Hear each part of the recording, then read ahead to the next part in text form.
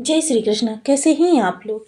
देखिए, इस जीवन में हर चीज़ के लिए हमको बार-बार किन्हीं का ना किन्हीं चीज़ों में परिवर्तन करना पड़ता है। शाश्वत सत्य यही है कि परिवर्तन ही प्रकृति का विधान है। जब तक पुरानी चीज़ों में हमें परिवर्तन नहीं करना, तब तक हमारे लिए कुछ नयापन नहीं आता। नयापन ही हमारे जीवन में उन्नति के द्वार खोलता है, हमारे जीवन की वृद्धि को दर्शाता है और हमें सकारात्मकता से ओत-प्रोत करता है। जब तक पुरानी चीज़ों का परित्याग करेंगे नहीं, तब तक हमारे लिए नए बदलाव की संभावनाएँ सदैव ही खत्म-सी प्रतीत होती रहेंगी। लेकिन समय ऐसा है, जब हमारे जीवन का इस कुंडली में बैठा हुआ प्रत्येक ग्रह परिवर्तन को दिखा रहा है। यह परिवर्तन आपके प्रत्येक भाव से निकल कर आ रहा है, जिसमें देखिए चर्चा हम कर चुके हैं कुछ ग्रहों की और आज हम चर्चा करने जा रहे हैं सकारात्मकता के कारक ग्रह, अमृत तत्व, अमृत कालमयी ग्रह गुरुदेव महाराज की। जैसा कि हम सभी लोग जानते हैं, गुरुदेव महाराज कर्क राशि में उच्च के हुए थे और इन्होंने राशि परिवर्तन करके वक्र अवस्था में ही आपकी मिथुन राशि में प्रवेश किया था। जैसे ही इन्होंने मिथुन राशि में प्रवेश किया, ये षष्ठ भाव में आ गए। जैसे ही ये षष्ठ भाव में आए, क्योंकि षष्ठ भाव क्या है, एक त्रिक भाव है और त्रिक भाव सदैव ही हमारे कष्टों से संबंध बनाता है। अब जरूरी नहीं है कि वह कष्ट हमारे जीवन में एक लंबे समय के लिए ही रहे। यह लंबे समय सिर्फ उन स्थितियों में रहते हैं जब हमारा षष्ठ भाव भी कमजोर होता है, वहां पर बैठा ग्रह भी कमजोर होता है और ग्रह को भाव बल भी नहीं प्राप्त हो पाता। ऐसी स्थिति में हमारी समस्याएं जो हैं, या तो बहुत विकराल रूप लेकर आती हैं या फिर हमारे जीवन में समाधान ही बहुत विलंब से मिलता है। इतनी विलंब से मिलता है, तब तक जीवन का लगभग अधिकांश क्षण, अधिकांश चीजें तहस नहस हो चुकी होती हैं। अब गुरु जो कि सकारात्मकता के कारक ग्रह हैं, जब यहाँ पर आते हैं तो एक तरीके से जैसे बॉडी के अंदर आपकी इम्यून सिस्टम जो होता है, अगर स्ट्रांग होता है तो बाहर से आने वाली डिजीज आपको पता भी नहीं चलती कब शरीर के इम्यून सिस्टम ने उनसे लड़कर आपके लिए एक सुरक्षा कवच तैयार कर दिया है। यही चीजें आपकी षष्ठ भाव से होती हैं। और अगर हम चर्चा को आगे बढ़ाएं तो ये हमारे धन त्रिकोण का एक भाव भी है, जो कि हमारे कंपटीटर्स को हमें दिखाता है, हमारी प्रतिस्पर्धा को। जो प्रतिस्पर्धा, क्योंकि जब तक हमारी जिस दौड़ में हम दौड़ रहे हैं वहां पर अन्य प्रतिद्वंदी होते नहीं हैं, तब तक हमारी योग्यता निखर कर सामने नहीं आती है। बहुत महत्वपूर्ण होता है किसी ग्रह का हमारे लिए प्रभावशाली रूप को प्रदान करना। यहाँ पर गुरु गुरु को देखिए, जीवन के आरंभ से लेकर मृत्यु तक हर स्थान पर गुरु की सकारात्मकता, पॉजिटिविटी अनिवार्य होती है। क्योंकि धन बहुत आ रहा है लेकिन वहां पर सकारात्मकता नहीं है, तो वही धन कलह का कारण यानी कष्ट का कारण बन जाता है। संतान है, संतान के अंदर सकारात्मकता नहीं है, वही संतान हमारे जीवन को तहस नहस करने पर आमादा हो जाती है। दाम्पत्य सूत्र में बंधे हैं, वहां पर सकारात्मकता नहीं है, समझ लीजिए कि जीवन आपका मृत्यु से बदतर हो जाता है। जॉब कर रहे हैं, जॉब में सकारात्मकता नहीं है, आपका आधा दिन पूरा कष्टप्रद बीतता है। फलस्वरूप व्यक्ति समय से पहले ही उन चीजों में अवसाद में ग्रस्त हो जाता है जहां से निकलने का कोई मार्ग नहीं प्रतीत होता। अब गुरु जो कि आपके मिथुन राशि में बैठे हुए हैं, हालांकि ये शत्रु राशि है, भाव त्रिक है, इस कारण से आपको इनके प्रभाव जो है बहुत कम दिखाई दे रहे हैं।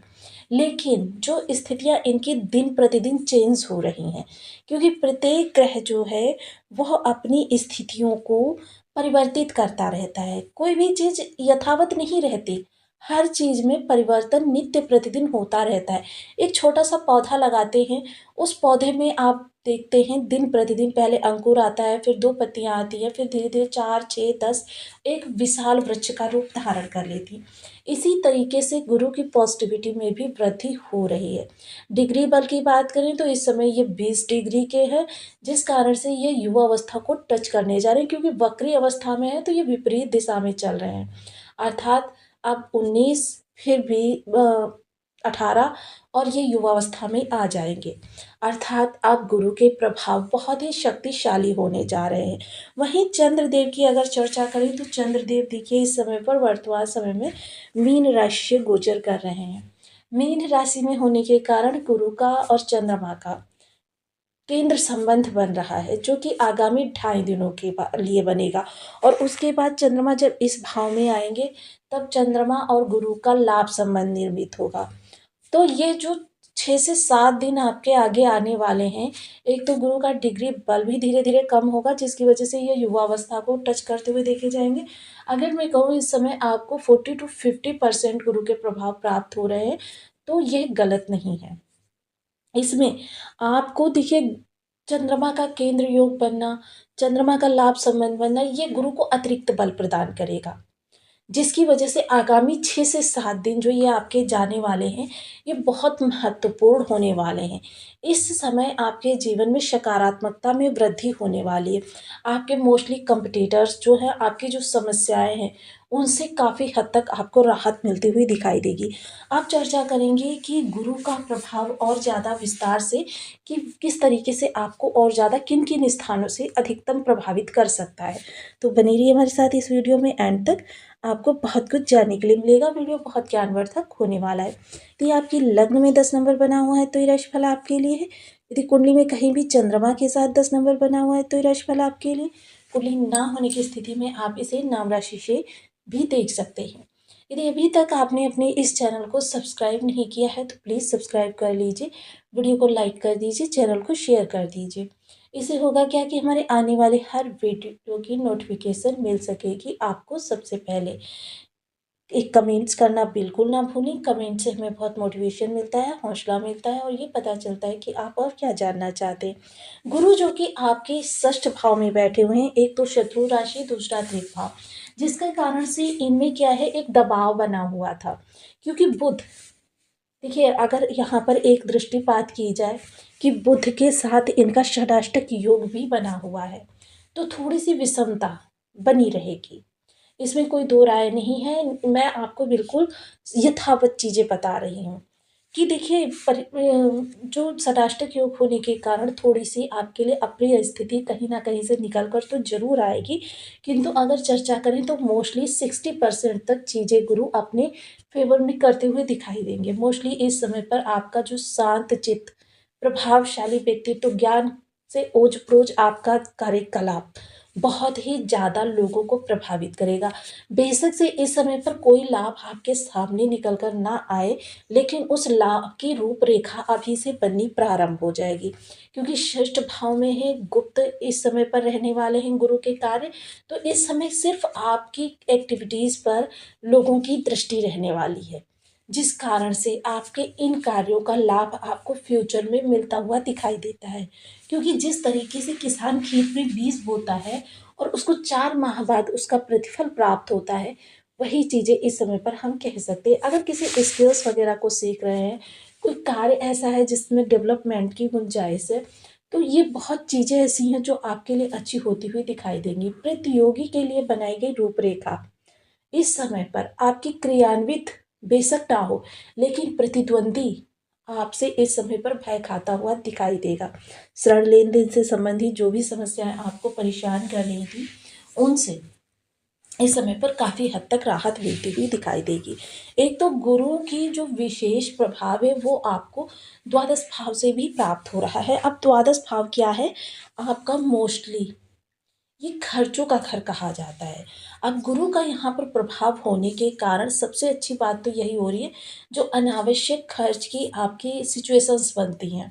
मोस्टली बहुत सी ऐसी चीज़ें होती हैं कि अप्रिय समाचार मिल जाता है, आपको वहाँ जाना पड़ जाता है और वहाँ जाकर फिर आप मुँह तो चुराएँगे नहीं, आपको वहाँ पे भी करना पड़ जाता है, जिसकी वजह से आपका जो बजट है वो डिसबैलेंस हो जाता है।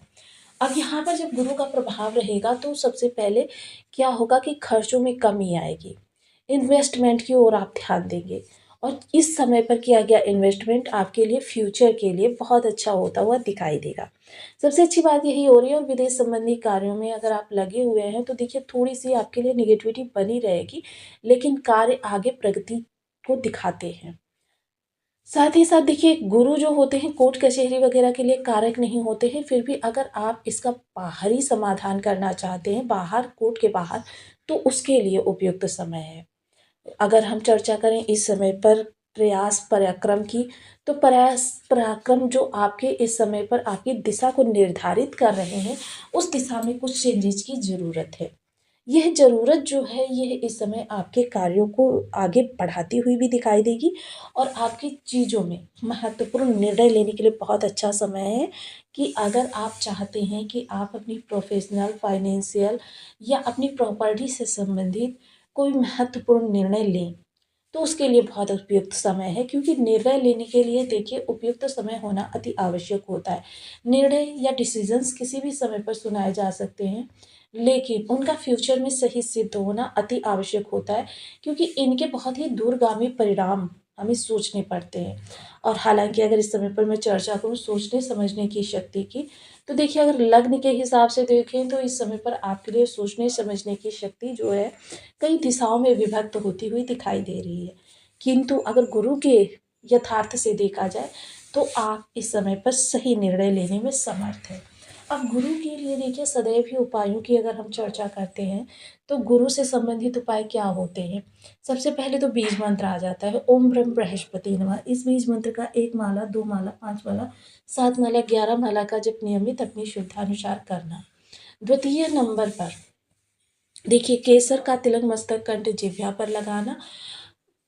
हल्दी मिश्रित जल केले के वृक्ष अथवा पीपल वृक्ष की जड़ का सिंचन करना। इसके अतिरिक्त आपको बड़े बुजुर्गों का सम्मान करना चाहिए। अब बड़े बुजुर्ग जिसमें दादा तुल्य लोग, दादाजी हैं तो बहुत अच्छी बात है, अगर दादाजी नहीं हैं तो दादा तुल्य लोगों की, शिक्षक वर्ग है आपका, उनकी आप सदैव रिस्पेक्ट करें। यह आपके गुरु को बहुत ही बली करता है। पीले रंग की